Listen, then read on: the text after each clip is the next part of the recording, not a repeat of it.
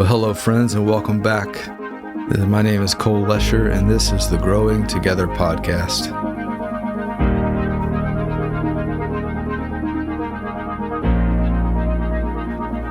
This podcast is an extension of a class that we have on Sunday mornings called Growing Together.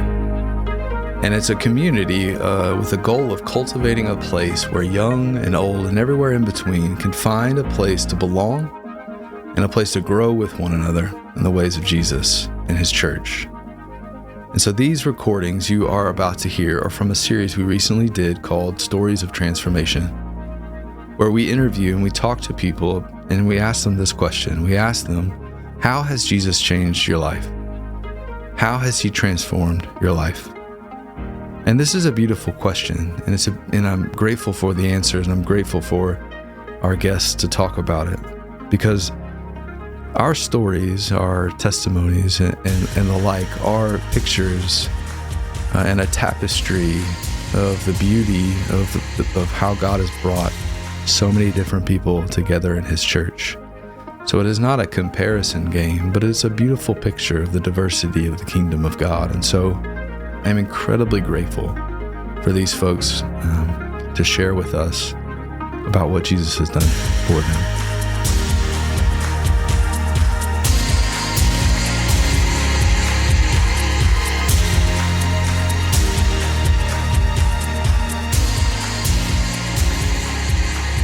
This week, we interview Tim Price.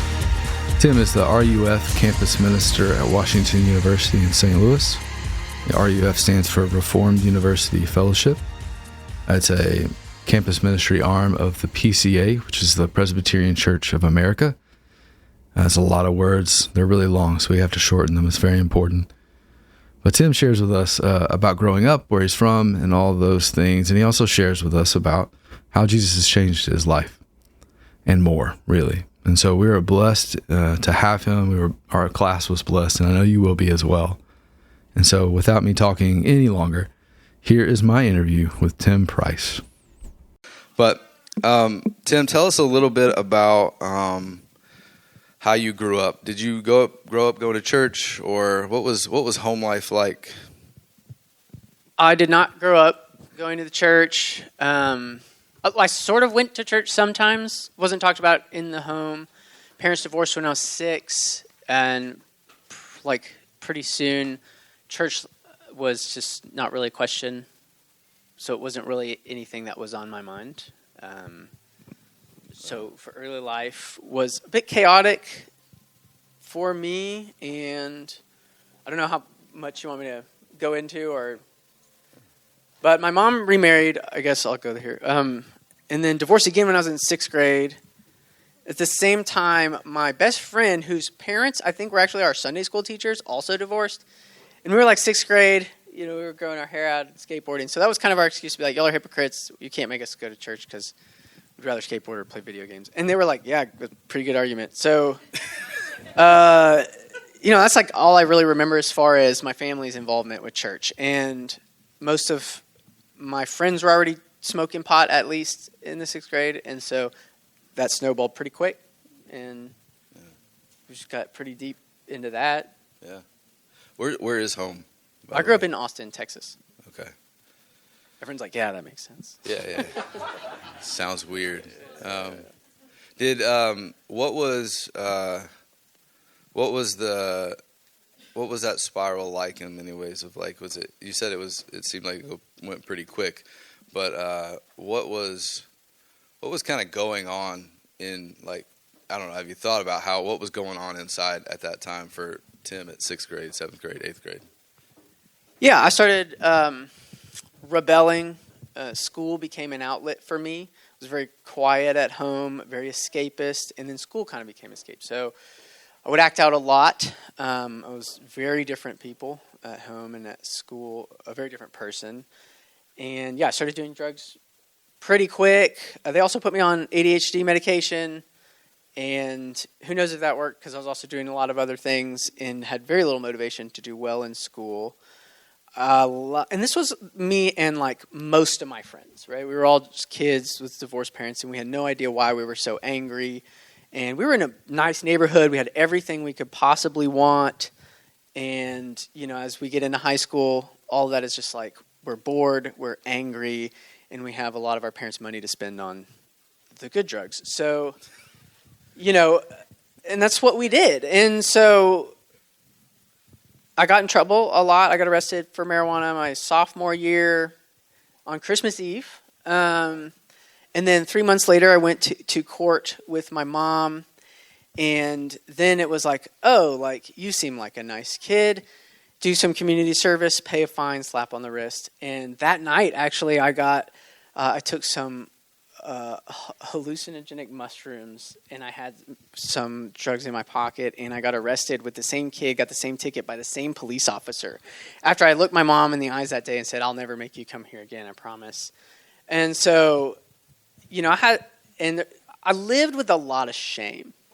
And I knew that what I was doing was not working for me. Like, I wasn't good at doing the things I was doing. I got caught and in trouble all the time. And I would come up with lots and lots of reasons for why I should stop doing the things I should be doing. Well, I could have a better life. Well, I should work harder at school. I could list a lot of things. I don't want to hurt people anymore. That doesn't make me feel good. And then I'd be doing all the same things, a couple weeks, maybe 2 weeks later. And so none of it was ever enough to actually change me. What was what was the catalyst for, or do you have, was it an incremental, like, tiptoe steps into the church or interactions with Christians or things like that? But, like, what was kind of the process of you coming to even just being around people in the church? Yeah, I was never really around Christians or that I knew of. Like, I knew a couple in high school that were really kind to me, that when I became a Christian, I looked back and I was like, oh, that makes sense. Like, the way they treated me was different. And so I think that's just important, because what you do goes a long way, whether you know it or not. But I really had nothing to do with it, and I wanted nothing to do the church, just because I just kind of thought it was like this dumb fairy tale that we were over as a culture. And so there wasn't really anything there. Well, it's this sense too of, like, is it like I got real issues here, real problems? Is this really going to actually work on the real problems I have right now, or are we just going to think about something outside? And then, like, the fairy tale mentality is like, I've got nothing. What are we gonna, like? What is it going to help with me now? Like, it's not. Is it going to take away the shame? Is it going to take away this? Yeah, that's an interesting question, because I really was looking for things to do that. Yeah. I was very much using drugs and trying to come up with things to make my life make sense in ways, and to get the things I thought I needed, which was mostly other people's approval. I wanted to be loved. And, I would do all sorts of things to try to figure that out. And so, I did go on some, like, I got into community college and flunked out twice. But in my time there... Been there. so I couldn't show up, right? So in my time there, like, I remember taking philosophy courses and, like, seeking out some different kind of religious practices. And Christianity just never seemed like that's the silly one that my parents were hypocrites about. And so, like, I assumed I knew what it was, for sure. Yeah. Enough that you were like, it's probably not one. Probably not that one. Yeah, it's probably not that one. Yeah. Yeah. Well, then what changed? What happened? Who did you meet? What did you do? How did you come to Jesus? But also, what were the steps of that? Yeah, there were a few steps, and it's a weird story. I had gone to community college for 2 semesters in a row and just couldn't show up, basically, and I didn't even withdraw. So when I got back into school after my life had changed a little bit, I had a 0.4 GPA. So I love telling my watching students that. They're like, heart attack, So it was the summer of 2008, and I was working at a sandwich shop and drinking myself into oblivion. I was 18 or something. Yeah, I was 18, and what happened was I was with some friends, and I had taken some LSD and a lot of other drugs. And so I was on a lot of drugs. And I wasn't like sleepy. I was very awake. And what happened was it was just me and this other guy who we had gone to high school together. And he was a little bit older. We all kind of looked up to him. And I started getting paranoid. I started really freaking out. And I had some kind of experience where essentially someone was there in front of me accusing me of my whole life. And it was all very true. My whole life was laid out in front of me, and it was all very bad. And I'm on a lot of drugs. And all of a sudden, what I hear is, God hates you, you belong to Satan, and your life is over. And so I almost just went and jumped off a balcony. And I probably would have just been in the newspaper for some kid who, took acid and jumped off a balcony because he thought Satan was coming after him or something. And so I started kind of freaking out in this moment. And what happened was the guy who was with me tried to calm me down. And he was a strong guy. He was running an MMA gym at the time, which is like a ring fighting. And so he just, it was very weird. He heard me say something about the devil. And he just grabbed me and he sat me on the couch and he started praying the Lord's Prayer over me. He was also on a lot of drugs. And I was like, I don't understand what's happening. And so he was like trying to get me to say the Lord's Prayer with him. And when I did sort of squeak those words out, something happened. And I stood up and I was like, Jesus and God and all this stuff is real. He said, yes, if you accept Jesus into your heart, the devil can't F with you like that. And I was like, I have no idea what that means. Wait, so that we have an evangelist who also is on tripping at this point. Yeah. Okay. Yeah. All right. So, this is good. This is good times. So I was like, okay, so that happened. And I was like, all right, so I can't tell anybody what happened because they're going to put me in a straitjacket and a detox ward. And I was like, so I was very scared. And I was like, I really did not have any idea what the gospel was. And I really still thought that God hated me. And so if you've ever read the C.S. Lewis book, Mere Christianity, his first argument is that like God exists. And the second one is like we are who we are and that we like don't even live up to our own low standards. And he says if those two things are true, we have cause to be uneasy. And that's where I lived for like the next couple of months of my life. And so I came to another boiling point. I started doing actually a lot worse things. I was doing a lot of hard drugs for a couple of months until I got paranoid again, really scared. Called my mom at like 6 a.m. and I got sober. So I got sober in September of 2008. And for the first like 4 or 5 months of my sobriety, I lived in absolute terror of God. I was going to church. I got back into school. I was working out and looking healthy again. I was going to Alcoholics Anonymous and like these youth programs for recovery. And everybody around me was like, man, like you're doing so awesome now. Look at your life. You've got it back on track. And I wanted to die because I thought God hated me. And I was so afraid. And I would go into church. It was a big church. And I would sit in the back by myself and just beg God for someone to come talk to me. And nobody did. And so, yeah, I eventually ended up at a recovery program that the church had started. And it wasn't until I kind of came to like the end of my rope.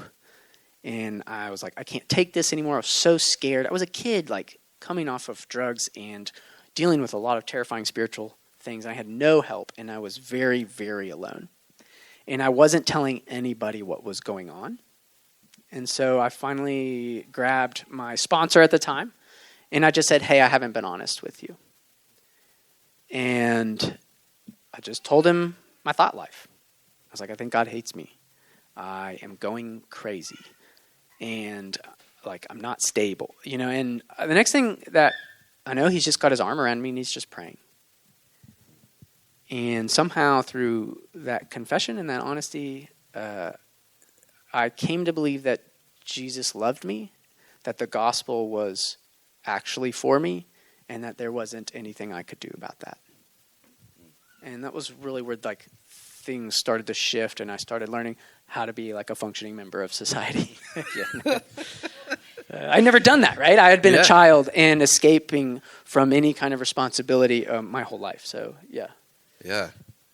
Well, just the fear of that, of the fear of God hating you, which means at that point too, then it seems like everything else around you is like hates you as well, or that you're, you don't really have much worth or much purpose. When did you feel? So you came to faith. You realized the gospel is real. That Jesus loves you, and all these things are starting to unfold and be real to you. When did you feel God's like purpose for you? Like, what was He calling you to? Like in the immediate then, who is He calling you to be? Or do you even like? Some people when they are called to ministry, it's kind of like, all right, I'm going to be a pastor. And some people are like, I do not want to be a pastor. And then, 5 years later, it's like, well, guess what? I'm a pastor. So So like, what was your purpose, the process in that?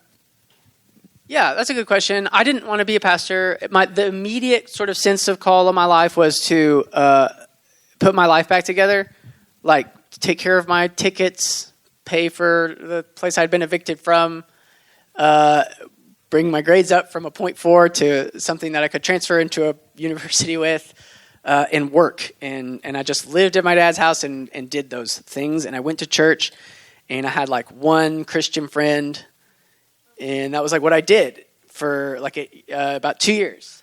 And so the immediate call in my life felt like I put kind of all of myself into this recovery program. And so I worked through the steps through this Christian recovery program, and I started taking other people through them as well. And so I became a leader in this recovery program. So the immediate call of my life really felt like I had sort of been given this space where like confession and honesty were thriving and shaping a community.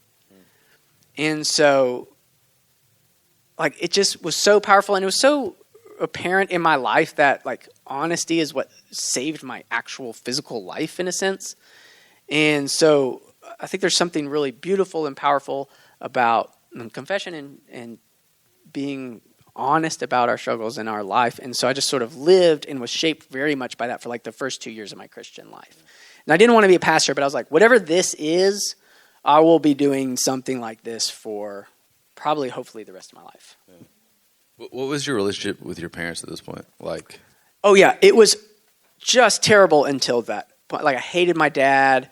But then I went to live with them when I got sober. I don't know why. I just was like, in a weird place, I was like, Dad, I need to live with you. He was like, all right. And so I have a real and awesome relationship with my dad where we talk about Jesus now, which is really cool and really bizarre. And something I wouldn't have told you could happen before, And, it was strained for a long time. And we've worked through things. I remember as I worked through the recovery steps, one of them is to make amends to those you'd harmed and been willing. I'm forgetting exactly how it's phrased, but I should know that. But I sat down with my dad and apologized for a bunch of stuff that I had done, and I just remember him looking at me and saying, "Everything that you just told me, I understand to be my fault." And I was like, "Did my dad just say that?" Well, that was crazy. And it was a real catalyst for a pretty cool relationship that we have now. That's awesome. Yeah.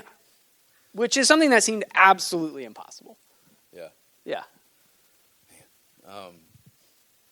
So your recovery is going, you're working through, the immediate steps are, this is something I really enjoy doing. This community is building, etc. How in the world did you want to be a pastor, like campus minister, all those things? Like, what? I mean, those might be different questions to some extent, but how did you get there?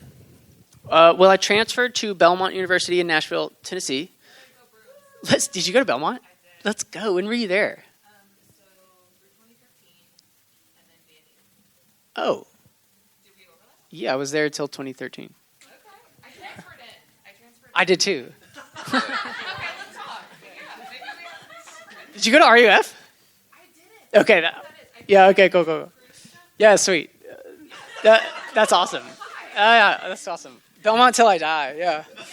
Okay, so I transferred there, and I wanted to be a musician, and I went to Belmont for that, and a friend of mine, I was in and out of school for a little bit, and I was taking the scenic route, so I moved in with some guys my own age, and they had all just graduated, and I kind of just got there, and one of them was like, you need to go to RUF. And so I went to RUF, and there was this guy there named Kevin Twitt. Yeah, and I experienced something at RUF that I had not quite experienced in my Christian life up to this point.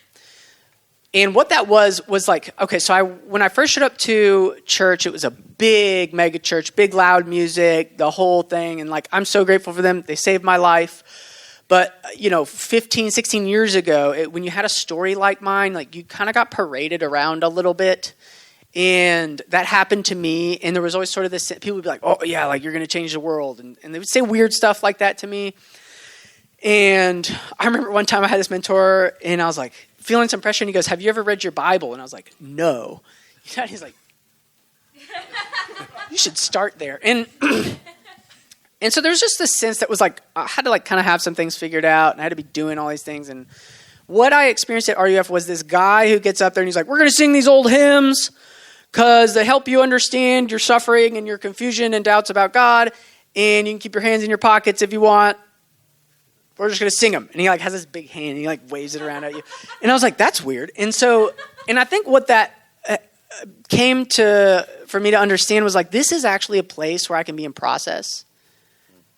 And that's like an environment that is actually created by the gospel of Jesus Christ, right? You talked about doubting Thomas earlier, right? How does he treat people like that? He's like, it's better to believe without seeing.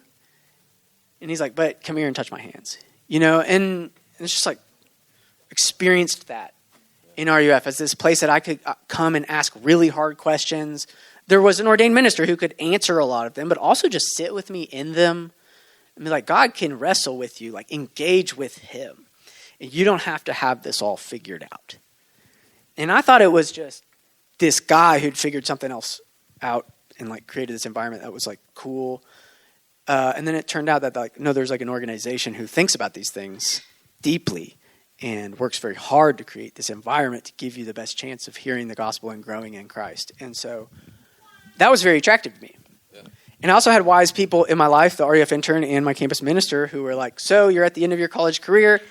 You are about to go live in a van for 5 years and be a performer and break up with your girlfriend, or you're going to marry her and go do the RUF internship. And, they were like, you can do either one, it's fine. But like, and so that kind of was the crossroads of my life. And I was like, I think if I decide to do RUF, like I already know where that's going to lead. And I was okay with it. And as I did it, I worked in New York for 3 years for RUF as an intern. I just loved it. I loved every bit of it. It was so awesome to work with college students. And it's just such a special time in their life. You're really kind of catching them between the trapeze of like adolescence and adulthood. And they change so much. Like it's an unfair ministry. You get to see so much growth, conversions, like it's very fun and fruitful. So I fell in love with college ministry. I can't remember. We've talked about this before. Did you work with Eric Lipscomb? Yes. Okay. So Eric was he was at Central when he was in seminary, and so some folks in this room know him pretty well. So, but yeah, was it NYU or was it? We called it City Campus RUF. Okay. So it was like everybody, because there's not really campuses in New York. They're just kind of thrown in there. Yeah. So after the RUF internship, which is like usually 2 years, 3 years, 4 years, depending on COVID, I guess sometimes. But what? So your next step was, I assume, I'm just going to go to seminary, and this is the process. Did you know after RUF that you're like, I want to be a campus minister? Like this is what I want to. These are the types of communities that I also want to start to implement and create. Yes. Yeah. So, Yeah, it was like the first Yeah. long-term goal I'd ever had in my life. that's nice. Yeah. Yeah. Yeah, like I had no direction. Yeah. Well, how old were you at this point? 25 or something, something. It's crazy that frontal lobe, man, just finally worked out, right? Right there, it is- 25, yeah. It's a beautiful thing when it happens. You're like, wait, 3 Yeah. years, 5 years? That's Yeah. crazy. Yeah. So, So you finished seminary. RUF was on the horizon. You take this gig at WashU. Was that that was the first one out of seminary, right? Yes. Yeah. Or the only one. Since you haven't left. So, but what are the things that you love about the work that you do now, and how does it speak about how Jesus has changed you as you've walked through that? And get to walk through that with other students and things like that. that's a great question. I love so much about my job, and I can talk about it all day. I love these students so much, and it is such a privilege to walk with them in their lives. And it's fun at WashU because even going to seminary, it was felt like God's joke on me because I hated school so much. I was never good at it. From a young age, they were like ADHD, dyslexia, the whole bit. And so I did get through seminary. And then I got this job at WashU where it's like there's no world at which I would ever have gotten into WashU. Yep. And I'm really nothing like any of these students. Like every once in a while, a student will be like, I have ADHD. I'm like, how did you get in here? How did you do it? Yeah. They just work so hard. And it's awesome. And that comes with really hard things for them to untangle as well sometimes. And a lot of it is like you just get this sense where it's like so much of their lives has been like I have I put something in, the hard work, and I get a result. And that's life, right? I put something in, I get a very clear result. And college can, for the first time, be a lot of the places where like that stops working. You experience where that stops working for the first time in pretty significant ways. Maybe they date somebody and it really just, they do everything right and it doesn't go well, or they do everything right and they don't get into, the grad school they were hoping for and stuff like that. So there's like a pretty significant and serious letdown because you've been on this track your whole life.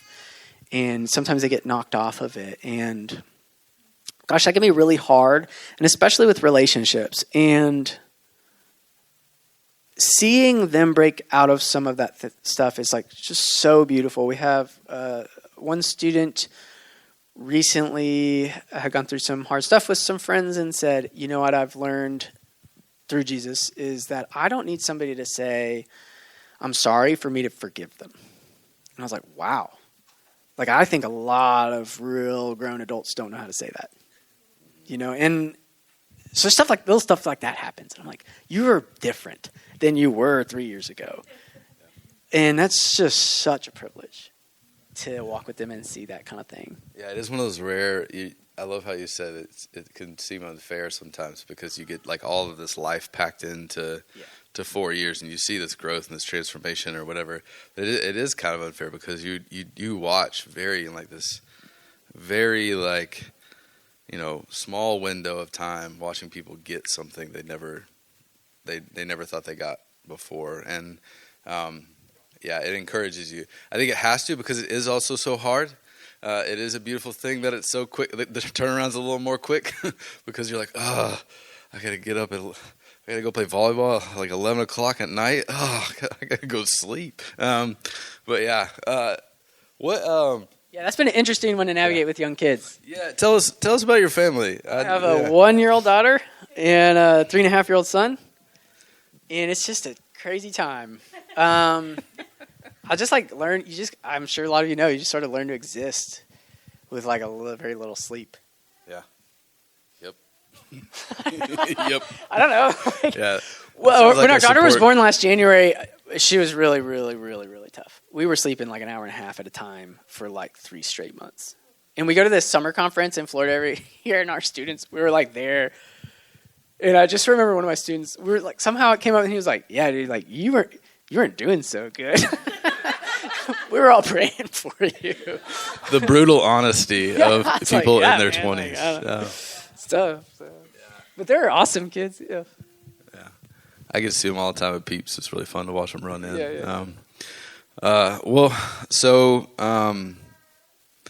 There's probably a ton more like little details of the story that kind of even give us more windows or vignettes into what change has happened. And it's always amazing to be years out from those moments to be like, look what God has done. And so I'm grateful for your story. I'm grateful for you coming in and sharing with us. Grateful for, you work with some of our folks here, and yeah, I won't call them out, but they're over there. I will. But so I'm grateful for the partnership that we have. Well, sorry for the abrupt ending of that. One of the recordings of the Q&A didn't work out so well. But we are grateful for Tim and his voice and his story and how Jesus has changed his life. If you want more information about Tim and more information about WashU at RUF, you can email him at tim.price@ruf.org. If you want more information about our Growing Together class or Central in and of itself, you can go to centralpres.com. We would love to get you connected in various ways. But we are grateful for you and grateful for Jesus changing all of our lives. And so may you lean into him this week, and we'll see you next time.